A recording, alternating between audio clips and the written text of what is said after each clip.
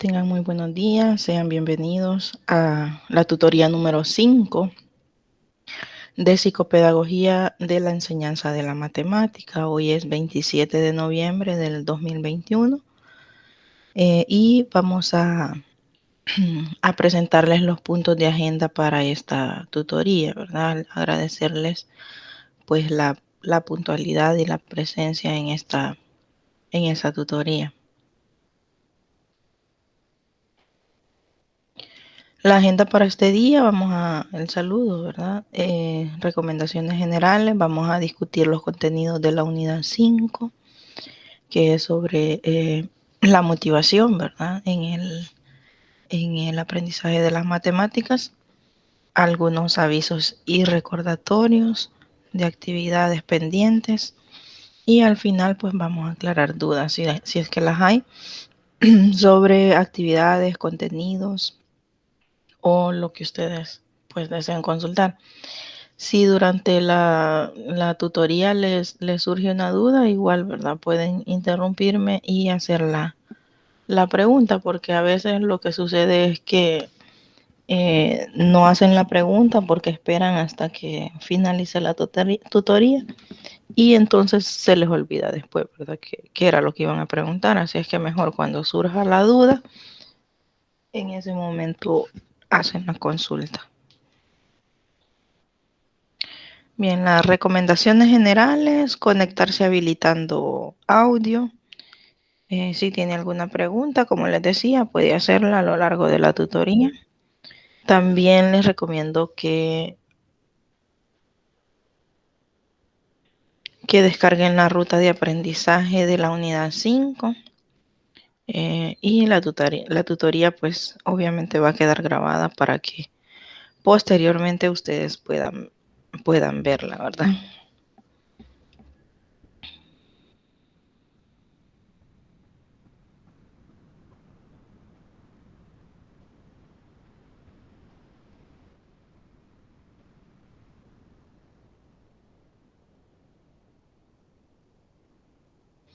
Bien, vamos entonces a la discusión de los contenidos. Vamos a hablar de qué es motivación.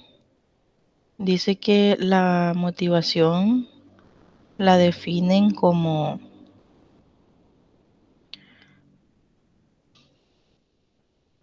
las fuerzas que actúan sobre un individuo o en su interior y originan que se comporten de una manera determinada, dirigida hacia las metas, condicionados por la capacidad del esfuerzo de satisfacer alguna necesidad individual. Eso, Eduardo Amorós es el que define, ¿verdad?, lo que es la motivación. Hay otras definiciones en el contenido también, ¿verdad? ¿Qué es la motivación?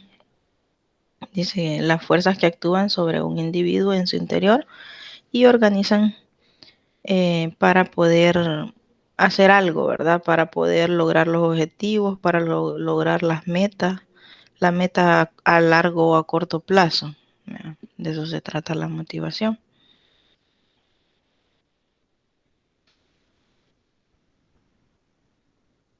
La motivación, la definición de motivación, según los estudios de Eduardo Amorós, se pueden extraer tres conceptos claves en la motivación: el esfuerzo, la necesidad y la meta. Esos son como tres conceptos claves que debe tener, ¿verdad?, la motivación para poder lograr una meta. Hay que hacer un esfuerzo, ¿verdad? Y la motivación surge pues de una necesidad, por eso esos conceptos.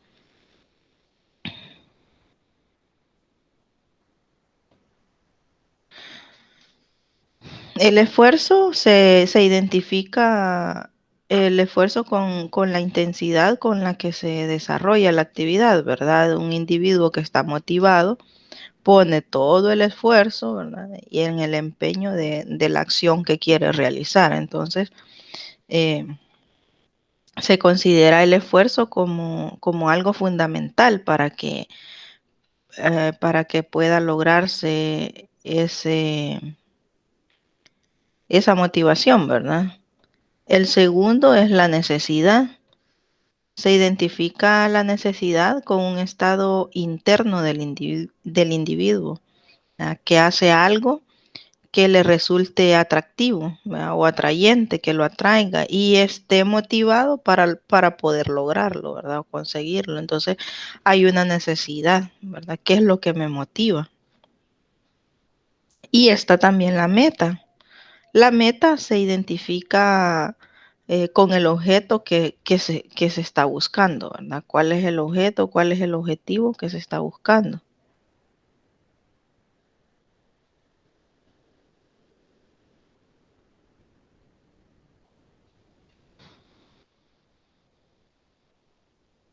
Hay diferentes tipos de motivación, ¿verdad? Según el material, tenemos las teorías de motivación, perdón. Las teorías de motivación están las teorías de contenido, las teorías de proceso, las teorías de la atribución, de la autoeficacia y las teorías de las expectativas. Vamos a ver cada una de ellas en la siguiente presentación. La teoría de contenido estudia y considera aspectos que pueden motivar a las personas dentro de las teorías de motivación.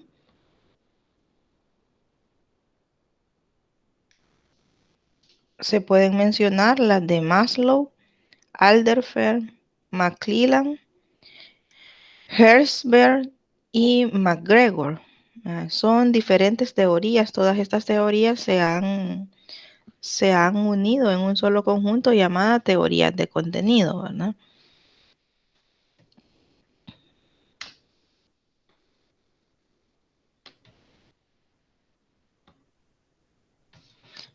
Por ejemplo, Maslow señala que las personas se encuentran motivadas por 5 tipos de necesidades, ¿verdad?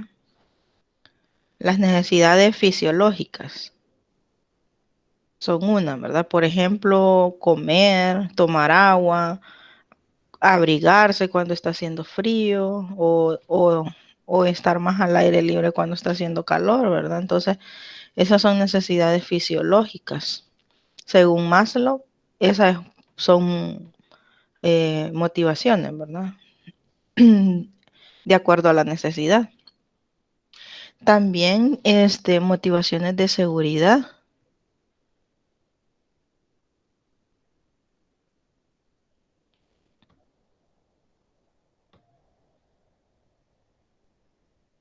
Bien, bienvenidos a los que van entrando. Estoy dándoles acceso ahí. Les decía que las teorías de contenido de Maslow también son 5 tipos de necesidades, ¿verdad? Que están, que ¿cómo es? Las personas se encuentran motivadas por esas 5 tipos de necesidades. Ya mencionaba las fisiológicas, las de seguridad, ¿verdad? Necesitan protección, tener un orden, una estabilidad.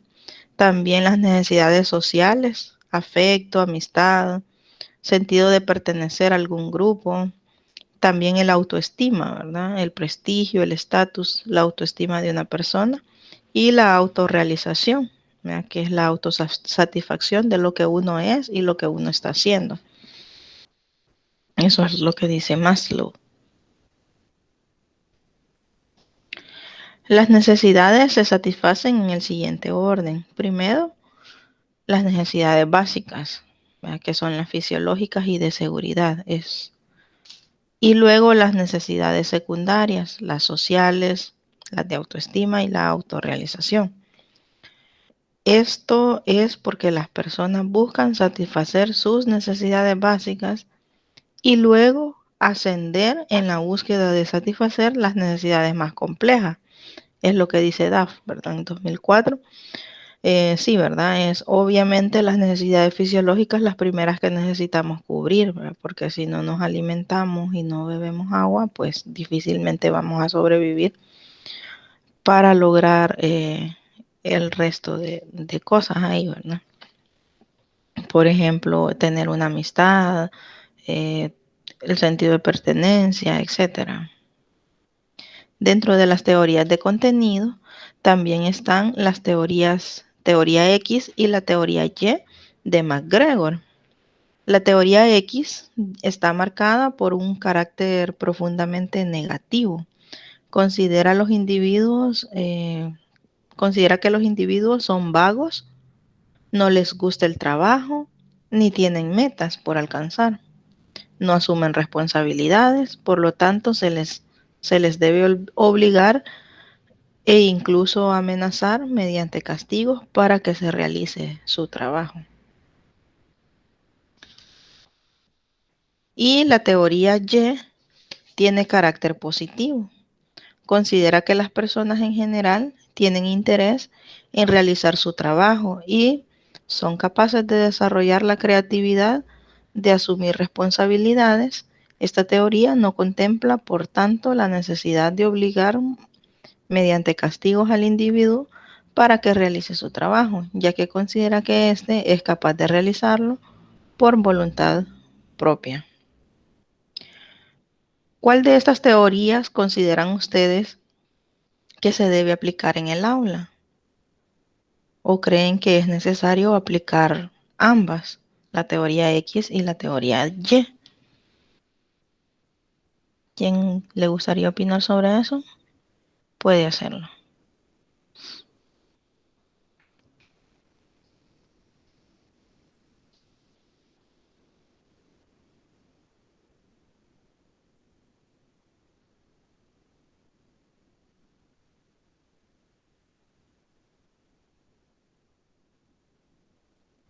Buenos días, licenciada. Bueno, para mí, ¿qué sería la teoría Y? Porque las personas ya tienen cuenta con una meta, así como se debería de, creo yo, incluirse en el salón de clases, porque cada estudiante se fomenta una meta y trabaja por sí mismo, mientras que en la teoría X trabaja bajo amenazas, castigos, bajo presión, se podría decir, ya que no es algo que él tome la iniciativa, el estudiante, sino que es algo impuesto. Muy bien, gracias Rocío por su comentario. Sí, ¿verdad? En el caso de ustedes, por ejemplo, como estudiantes, en este caso, pues se aplica la teoría Y, ¿verdad? Porque son ustedes los que están motivados por estudiar. Ninguno de los tutores o coordinadores les está diciendo, mire, entregue la tarea, hágala, si no los voy a castigar o algo así, ¿verdad? Sino que ya es voluntad de ustedes cuándo la van a hacer, qué día la van a hacer, ya tienen el cronograma de actividades, saben qué día se va a entregar y ustedes organizan su tiempo para poder elaborar la actividad, ¿verdad? Entonces, en ese caso estaría aplicando la teoría Y. El caso de la teoría X, en el salón de clases, en algunos lugares todavía se usa, ¿verdad? Que obligan al estudiante a hacer las tareas o lo castigan si no la lleva hecha. Entonces, no preguntan por qué, ¿verdad? Hay maestros que, no trajiste la tarea, entonces te quedas reprobado. Ese es un castigo, ¿verdad? O le dice, vas a hacer líneas o tenés que entregarlas, si no, no entras a clase, ¿verdad? Ese tipo de castigo. Tal vez ya no castigo físico, ¿verdad? Porque la ley Lepina no lo permite ya, gracias a Dios. Sino que porque hacen el castigo de diferente manera, ¿verdad? Y eso lo que hace es desmotivar a los estudiantes para hacer las actividades o más que todo en matemática, ¿verdad? Tal vez el estudiante no hizo la tarea porque no entendió el contenido o porque no alcanzó a terminar el ejercicio, llegó hasta cierta parte, pero no le puede decir al profesor, mire, profe, yo no la hice porque solo entendí hasta aquí, ¿verdad? Porque entonces el profesor, si es un profesor que no es accesible y que es autoritario, ¿verdad? Como veíamos antes, entonces no va a tener esa confianza, ¿verdad? De decirle. Eh, la más adecuada sería aplicar la teoría Y, como dice Rocío. Sin embargo, pues algunos todavía utilizan la teoría X, que está más que ayudarle, eso viene a perjudicar en el hecho de que no a muchas personas, no a muchos estudiantes les gustan las matemáticas, ¿verdad? Y mucho menos se sienten motivados a estudiarlas. Y si lo hacen, hacer la tarea en base a castigo, mucho menos va a querer estudiar matemática, ¿verdad?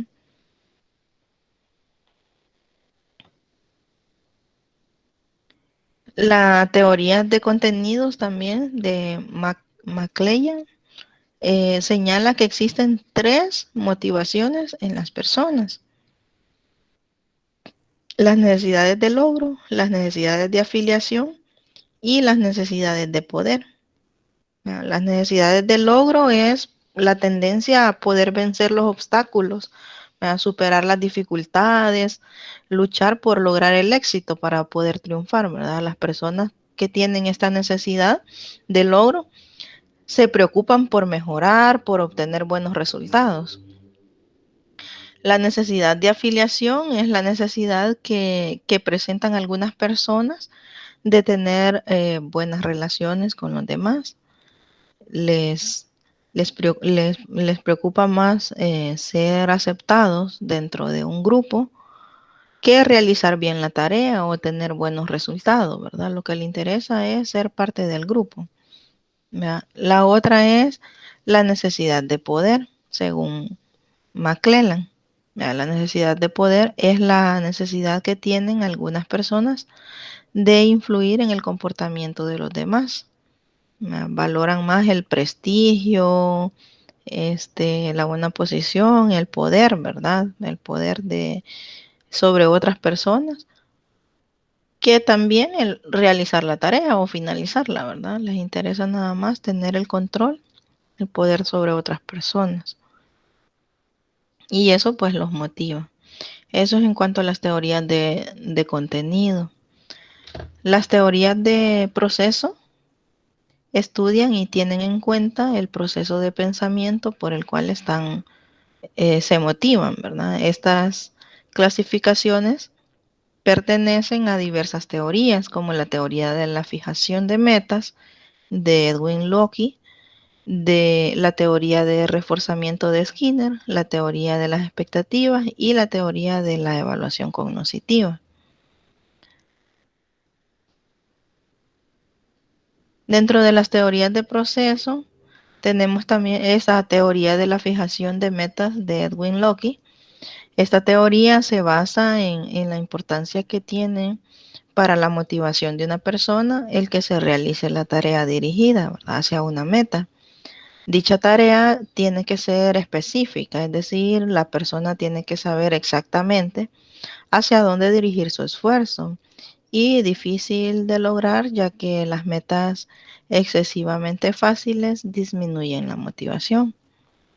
Y la teoría de reforzamiento de Skinner se basa en que para modificar una conducta hay que modificar las consecuencias de dicha conducta.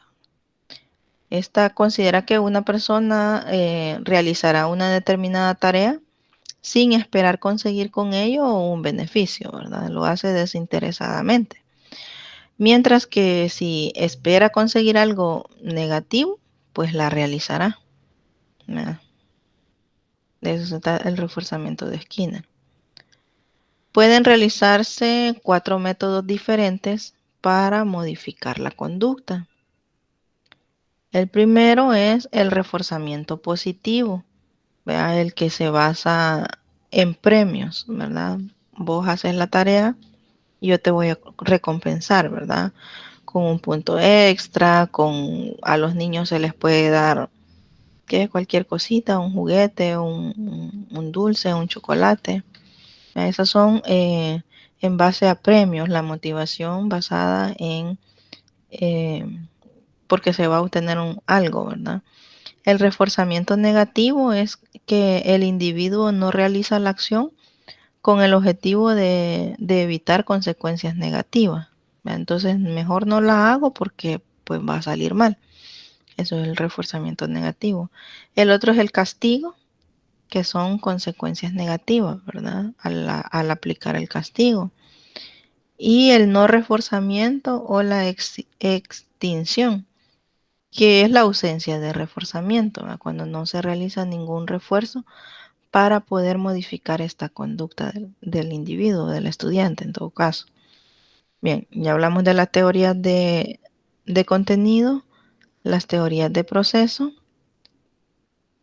y vamos a ver ahora las teorías de la atribución.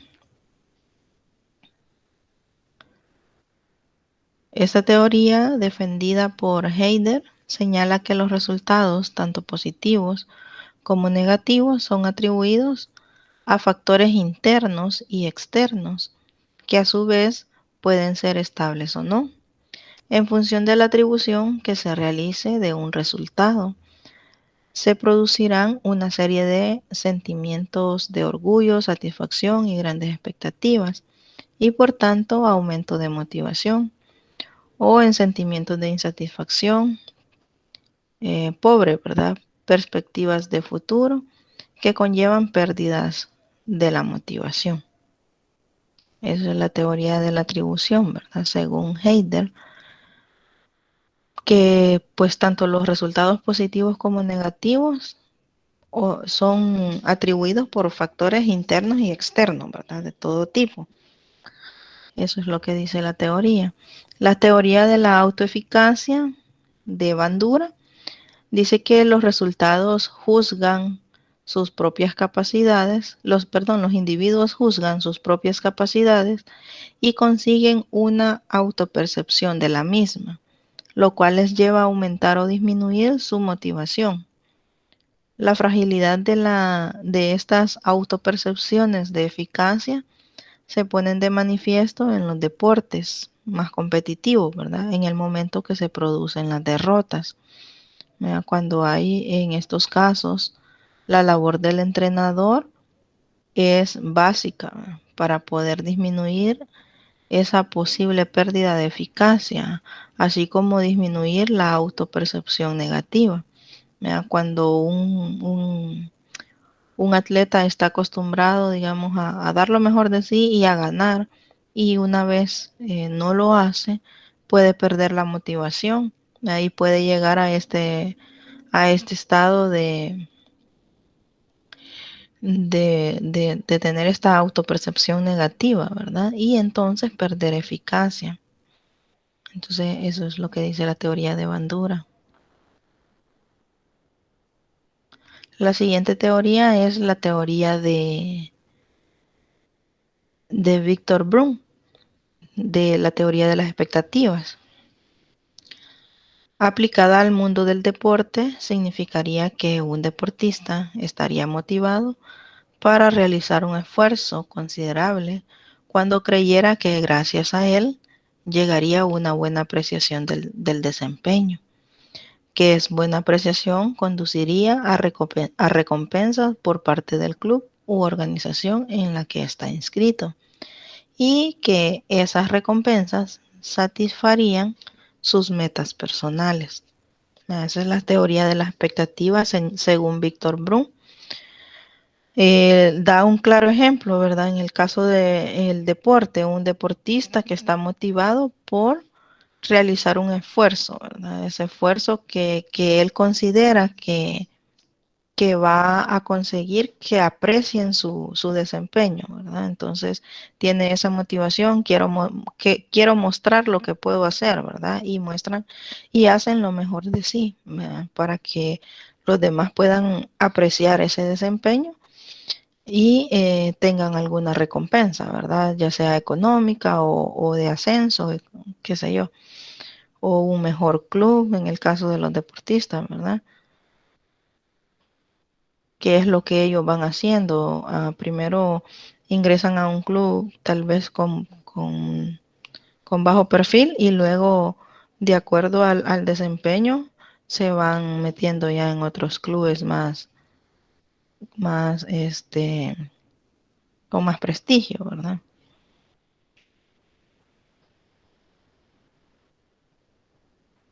Bien, los tipos de motivación. Hay dos tipos de motivación.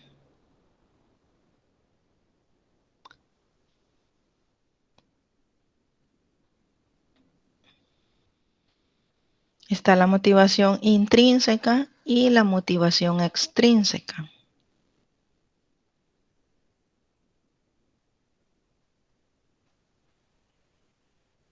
¿Cuáles creen ustedes es la diferencia entre estas dos motivaciones? ¿Cuál es la diferencia entre la motivación intrínseca y la extrínseca?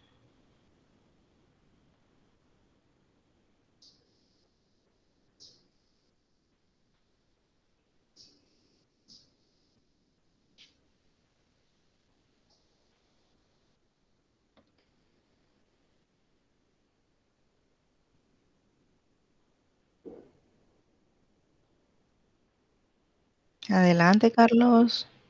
Carlos Jonathan. Sí, gracias. Pues yo diría de que la mayor diferencia es de dónde se origina o qué es lo que busca. Porque, como lo dice ahí la imagen, la científica prácticamente se basa en el deseo de un beneficio para uno mismo, en el que desarrollarse, como lo dice, nace del interior de cada uno de nosotros. En cambio, la intrínseca, no, la extrínseca, eh, es un poco más externa, un objetivo un poco más externo, un poco, siempre para uno mismo, pero eh, busca, digamos, ser visto por alguien más o busca hacer algo que no está en el interior. No sé si me da a entender.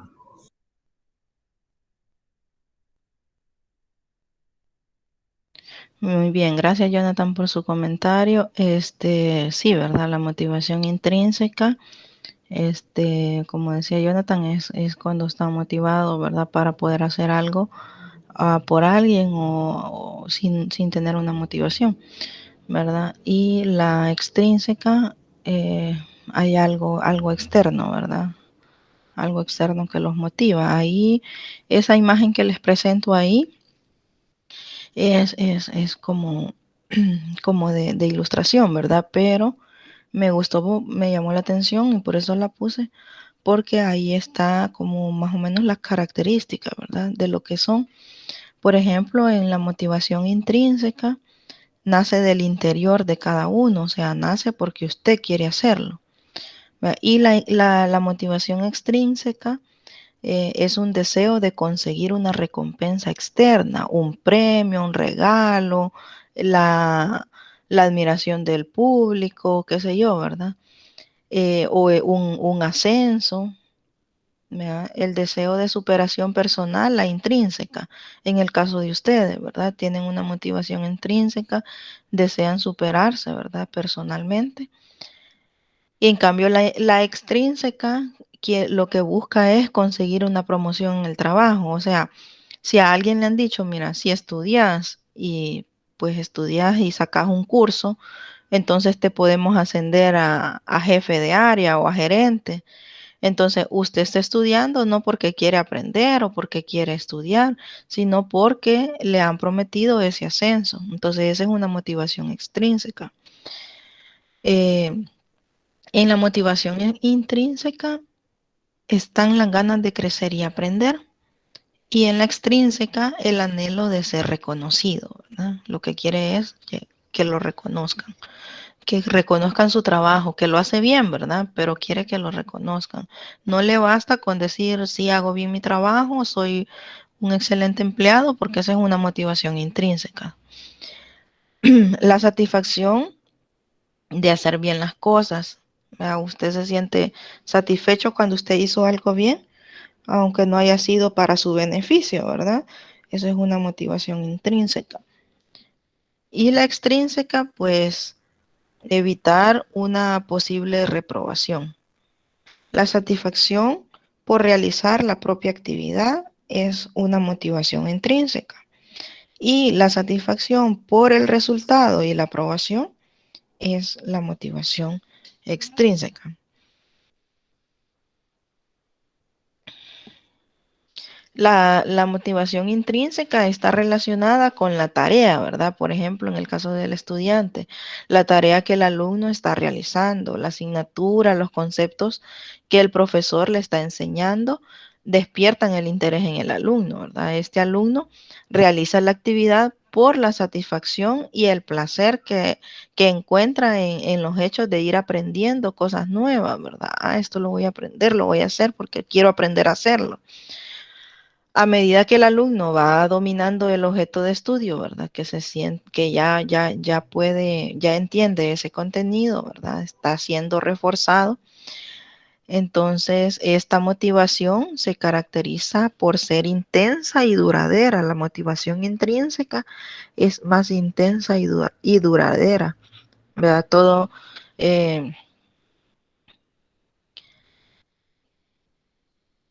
dice, todo método es bueno si abre la sed y el apetito de saber y agudiza la necesidad de trabajar, dice Celestine Freinet.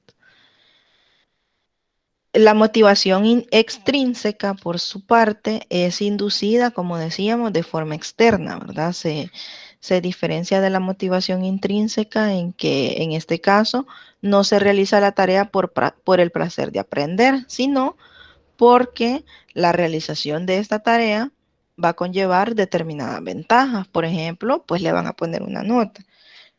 Si usted le dice a un estudiante, vaya, le voy a dejar una serie de ejercicios para que los hagan en su casa y practiquen, para que aprendan, pero no es parte de la nota.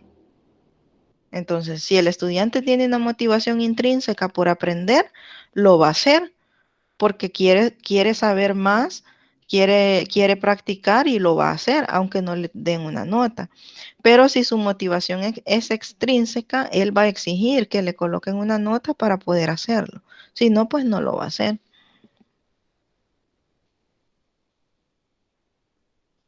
Vaya, ahora les pregunto, ¿cuál es la importancia de la motivación en el proceso de enseñanza-aprendizaje?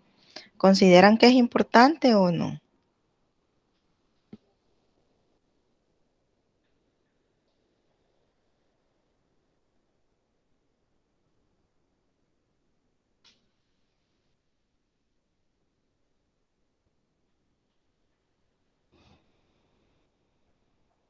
Si no quieren habilitar micrófono, también pueden hacerlo por medio de chat. Adelante, Rocío. Bueno, ya licenciada, bueno, desde mi punto de vista, creo que la motivación es lo más importante para el aprendizaje del estudiante, porque muchos estudiantes, desde el momento en el que el docente, la familia les quita esa motivación o no les da motivación, los estudiantes pues no ven el estudio como algo necesario o algo que les va a fomentar o les va a ayudar en el futuro. Entonces, y muchos estudiantes por eso es que dejan de estudiar, pierden la motivación. Entonces, yo creo que todo estudiante sin motivación no se dedica al estudio totalmente. Muy bien, gracias, Rocío. Sí, ¿verdad? El estudiante pues necesita motivación porque pues desde la parvularia, ¿verdad? Los estudiantes necesitan ser motivados, pero si el padre de familia no genera esta motivación en el estudiante y al contrario lo desmotiva, ¿verdad? Le dice, no, que está muy temprano para ir, mejor cuando vayas a primer grado te voy a mandar, en parvularia no. Entonces desde ahí, ¿verdad? Estamos fomentando esa desmotivación en el estudiante. Entonces sí es muy importante que los estudiantes estén motivados para aprender. Cuando usted está motivado, aprende de mejor manera y el aprendizaje resulta significativo, ¿verdad?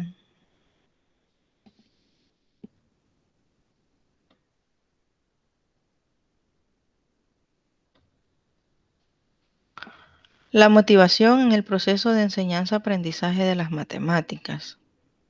En la población se suele escuchar que las matemáticas son difíciles, que no cualquier persona puede lograr entender esta área de conocimiento, etcétera, ¿verdad? Muchos niños y jóvenes, a medida que van creciendo, van asimilando esa imagen que rodea las matemáticas y finalmente terminan por creer que esta imagen es la verdadera, ¿verdad?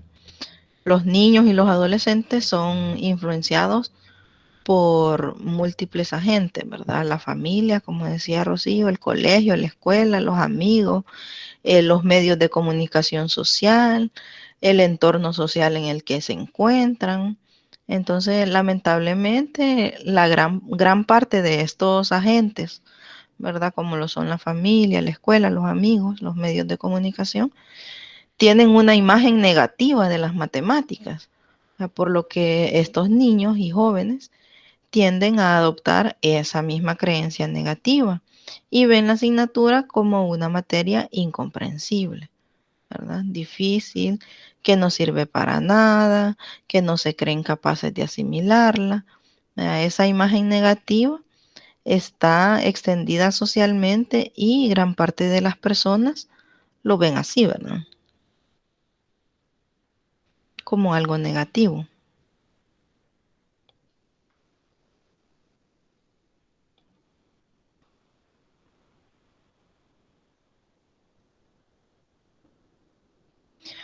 Vaya, esta es una de las actividades que aparece ahí en el contenido, ¿verdad? Para que ustedes pues la puedan realizar. Vamos a hacerla acá, vamos a ir respondiendo cada pregunta. Ustedes me dicen cuál quieren participar. Dice la actividad, es probable que usted se haya enfrentado a estudiantes desmotivados hacia la matemática.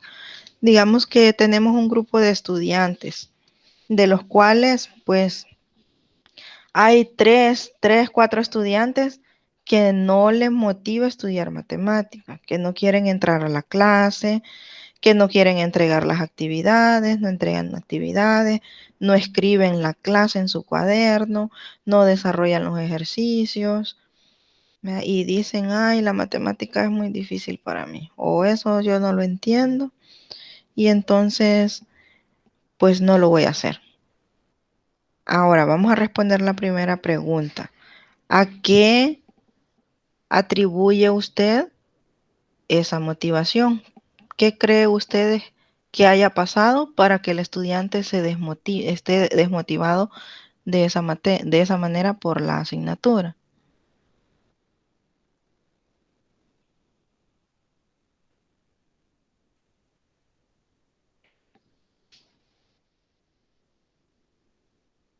Adelante, Catherine.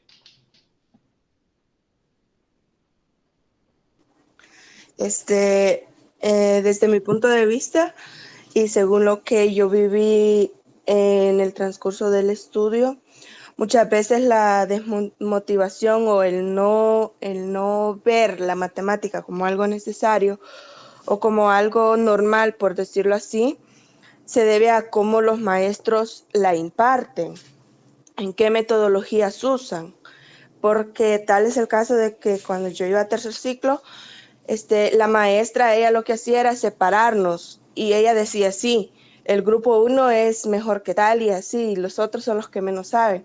Entonces algunos de mis compañeros se desmotivaban a seguir estudiando en todo y decían que la matemática no le gustaba, incluso mantienen la idea de que la matemática es algo complicado y que no es algo que, pues sí, que sea necesario. Solamente licenciado. Bien, gracias. Sí, ¿verdad? Uno de las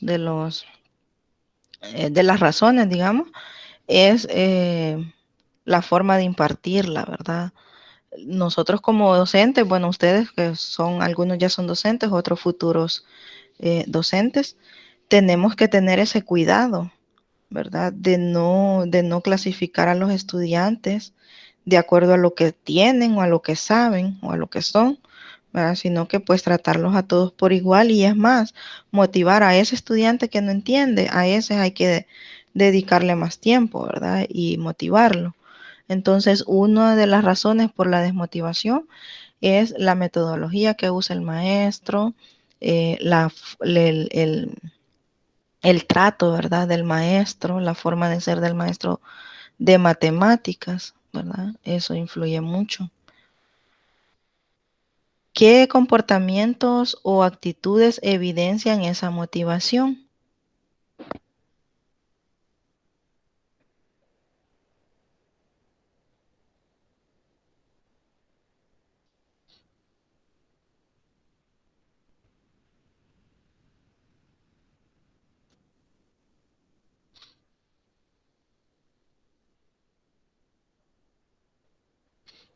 Ajá, vamos a ver qué comportamientos o actitudes evidencian la desmotivación. ¿Cómo podemos decir este estudiante o qué actitudes tiene un estudiante para decir este estudiante está desmotivado para estudiar matemáticas? Este estudiante no tiene motivación. ¿Qué actitudes o qué comportamientos tiene? Adelante, Rocío. Bueno, son los estudiantes de que en el salón de clases, al momento que el docente, ¿verdad?, se pone a impartir las clases, pues esos estudiantes se quedan como un lado, no participan, e incluso cuando el docente tiene una actitud de que pone un ejercicio y tienen que resolverlo ellos solos, ¿verdad? Esos estudiantes lo que hacen ir con el que puede y pedir copia, porque no, porque el pedirle ayuda al docente no está en sus opciones, porque a veces el docente es muy indiferente con ellos, porque dicen de que es algo que ya tendría que saber. Entonces esos estudiantes lo que hacen es pedir copia, no entregan el ejercicio, no participan en la clase. Sí, muy bien, Rocío, gracias. Esos son parte de los comportamientos, ¿verdad?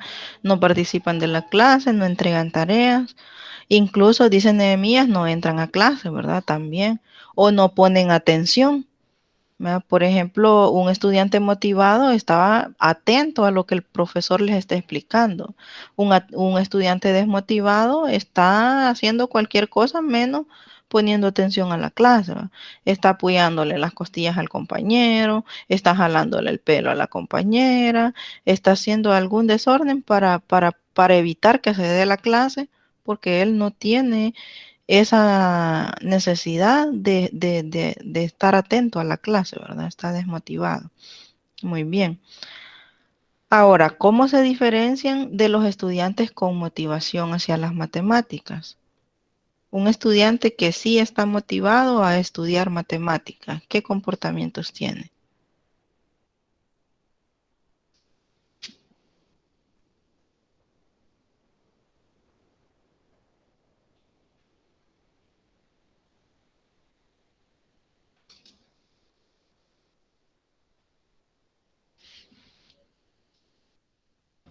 Pueden escribir en el chat también. Si no quieren habilitar el micrófono o no pueden, pueden participar en chat, no hay ningún problema. Escríbanme una diferencia de los estudiantes con motivación hacia las matemáticas. Ya vimos los comportamientos de los que no están motivados, ¿verdad? Ya hablábamos de los que no están motivados, ¿verdad? Que no entran a clases, no entregan tareas, no ponen atención, piden copia al compañero.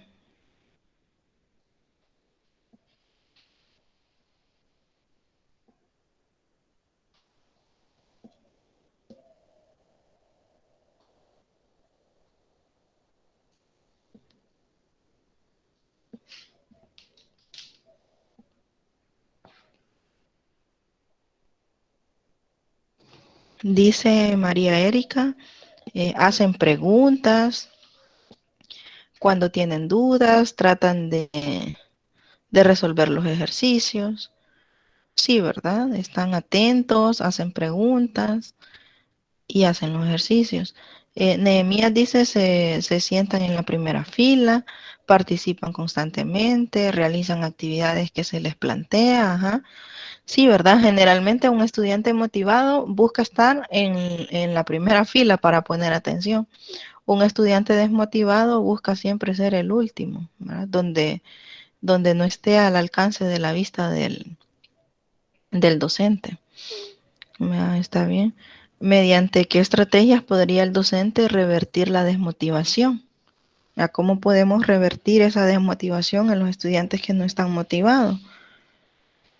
Primero pienso que la actitud, ¿verdad? Del estudiante, del docente es muy importante, ¿verdad? Si tenemos una actitud negativa, pues cambiar esa actitud y explicarle a los estudiantes que las matemáticas no son tan complicadas como parecen y que les sirven para la vida, ¿verdad? Explicarles para qué les va a servir ese contenido, no solo dárselos por dárselos, ¿verdad? Hacer actividades que incluyan recursos, eso los motiva mucho, ¿verdad? Yo tengo tercer grado, unos niños de tercer grado, les estaba enseñando las sumas, las restas, multiplicaciones, y pues ellos algunos ponían atención, otros no, y entonces después decidí llevar unos taponcitos y unas regletas que tengo ahí de Cursenay, y comenzamos a trabajar con eso. Entonces ellos ya se motivaron, el que no participaba participa, el que no preguntaba pregunta, hasta incluso ellos, entonces profe, aquí 3 más 2 podemos poner y es 5, sí, y entonces ya ellos están motivados, no sienten ni la clase, tocan para recreo y no quieren ni salir a recreo, ¿verdad? Pero es parte, en gran parte tiene que ver el docente, ¿verdad? Su metodología y los recursos o materiales que se utilicen para impartir la clase. No es lo mismo impartir una clase con la pizarra y el plumón que impartirla ya con recursos audiovisuales, ponerles un video, por ejemplo, o con recursos que ellos puedan tocar. No necesariamente tienen que gastar para hacerlo. Ya pueden ser tapones de botella, granos de frijol, maíz, etcétera, ¿no? Ahora vamos a hablar del aprendizaje significativo.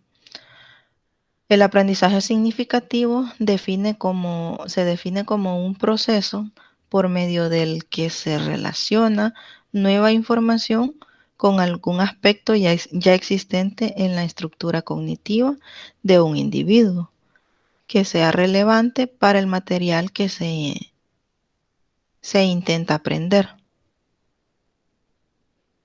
Entonces, el aprendizaje significativo, según Menéndez, es cuando un estudiante relaciona la nueva información que se le está dando con la que ya tiene para poder tener esa estructura cognitiva, ¿verdad? Poder entender mejor, y a eso pues lo aprende y no se le olvida. Un aprendizaje significativo nunca se olvida.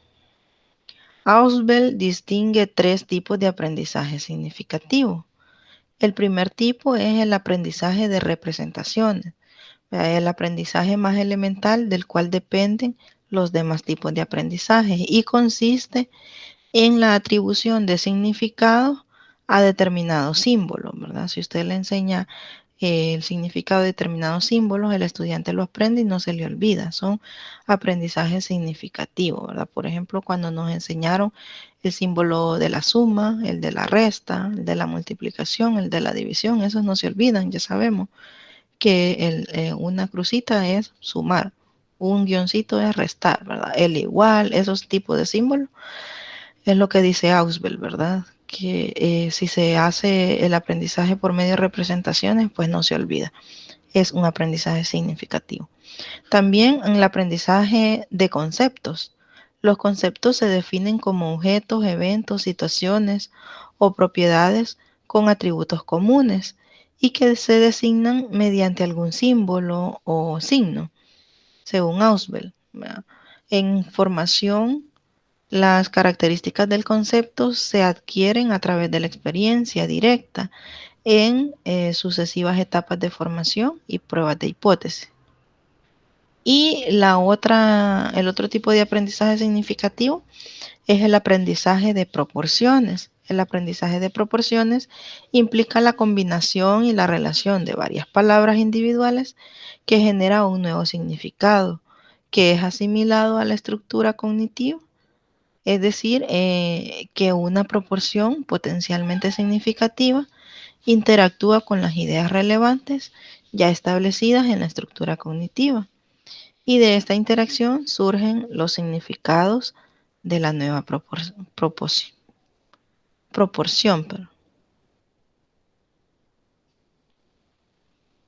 Ahora, antes les preguntaba, ¿verdad?, que cuál es la importancia de la motivación en el proceso de enseñanza-aprendizaje. Ahora nos presentan la importancia de la motivación en el aprendizaje de las matemáticas. El aprendizaje de las matemáticas tiene que ser un aprendizaje significativo.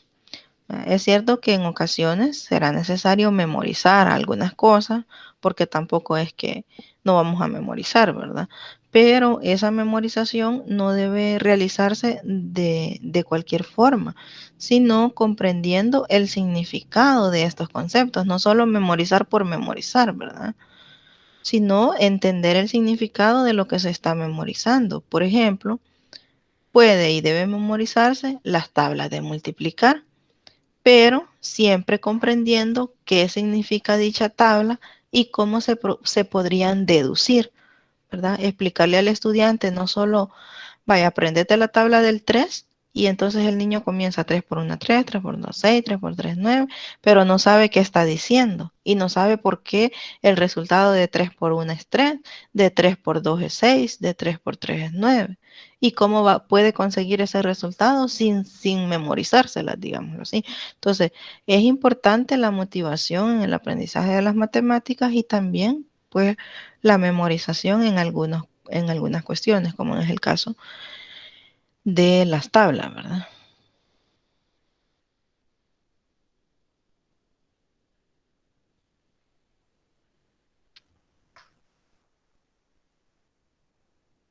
Bien, la otra actividad que les aparece por ahí en el contenido dice, ¿cuál es la mejor estrategia para detectar vacíos de conocimientos en sus estudiantes? ¿Qué estrategia podríamos utilizar para conocer si el estudiante tiene algún vacío o algo que debería haberlo aprendido, digámoslo así, y no lo hizo?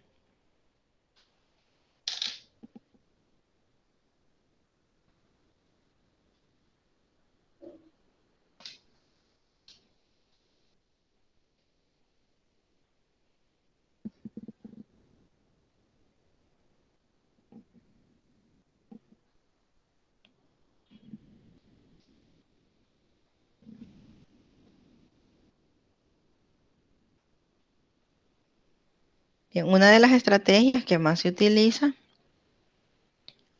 es la prueba diagnóstica, ¿verdad? Ustedes cuando entran el primer día de clase, pues no saben cómo viene el grupo de estudiantes que van a atender. Y si no los tuvieron el año pasado, pues no saben qué aprendieron, ¿verdad? Sí saben lo que deberían haber aprendido, pero no lo que aprendieron. Entonces, se debe hacer una prueba diagnóstica para poder detectar cuáles son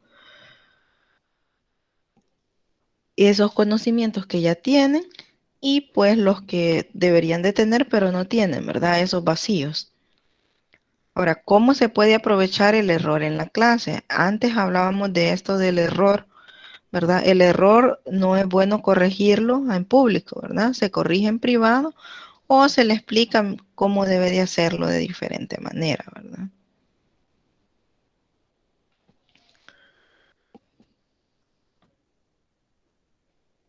Bien, eso es en cuanto a los contenidos. Vamos a ver algunos avisos importantes.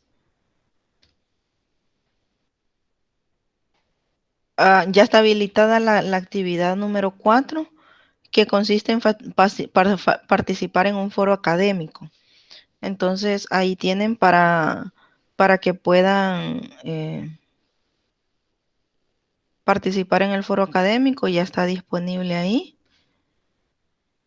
Y también verifiquen sus calificaciones en la plataforma que coincidan con las que tienen en el sistema, ¿verdad? De Prometeo. Y de haber inconformidad, pues lo hagan saber lo antes posible, a más tardar el día lunes, ¿verdad? Para poder corregir. También el miércoles 1 de diciembre de esta semana que viene se va a hacer el examen diferido 1 para los que a la fecha del repetido anterior no estaban inscritos en Moodle. Estos son para los estudiantes que recién ingresaron a la plataforma y fue después del examen del examen diferido, ¿verdad? No tuvieron la oportunidad de hacerlo, entonces ahora van a poder hacerlo el miércoles 1. Creo que está programado a la misma hora, ¿verdad? De 8 a 10 de la mañana. Entonces, o no sé si se lo va a habilitar todo el día el licenciado, pero yo les voy a avisar, les voy a confirmar la hora pero sí va a ser el día miércoles. Es la oportunidad que tienen para poder hacerlo a todos aquellos que no habían tenido acceso, ¿verdad? Es para los que no estaban inscritos en plataforma. Los que lo hicieron, pues ya tienen su nota, los que lo hicieron diferido también, y pues los que no lo hicieron diferido y ya estaban inscritos, igual no van a poder hacerlo, ¿verdad? Solo para los que no estaban inscritos, porque ahí en plataforma está registrada su primera visita, ¿verdad? Si su primera entrada a plataforma fue después de la fecha del examen, pues el miércoles estará disponible para ustedes ahí. Bien, no sé si tienen alguna duda o preguntas con respecto a las actividades o con respecto al contenido.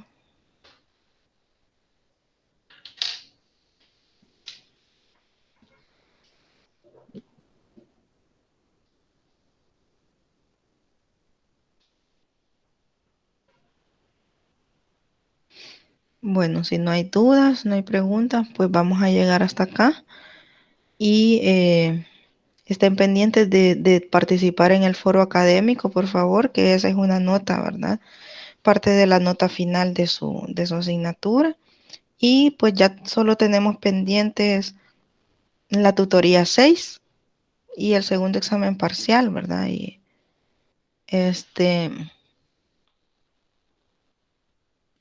ya no hay mucho por hacer, ¿verdad? Entonces, revisen las fechas de entrega de las actividades. Vamos a salir a un periodo de vacación, pero eso se lo voy a explicar en la unidad, en la tutoría 6. Pero el periodo de vacación es del 23 de diciembre al 3 de enero. Después del 3 de enero vamos a seguir trabajando, ¿verdad? Porque aún les falta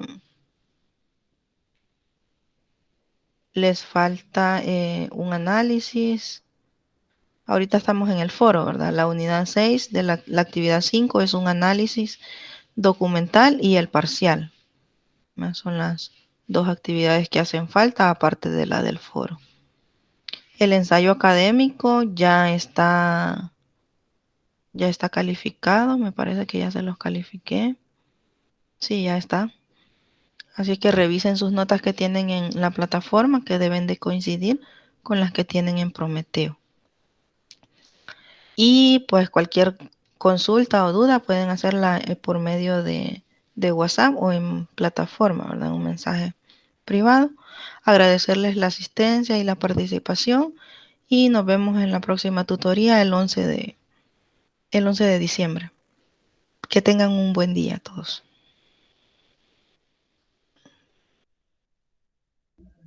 Muchas gracias, licenciada. Muchas gracias, licenciada. Pase feliz día. Muchas gracias, licenciada. Gracias, Feliz día a licenciada. todos. Pase feliz fin de semana.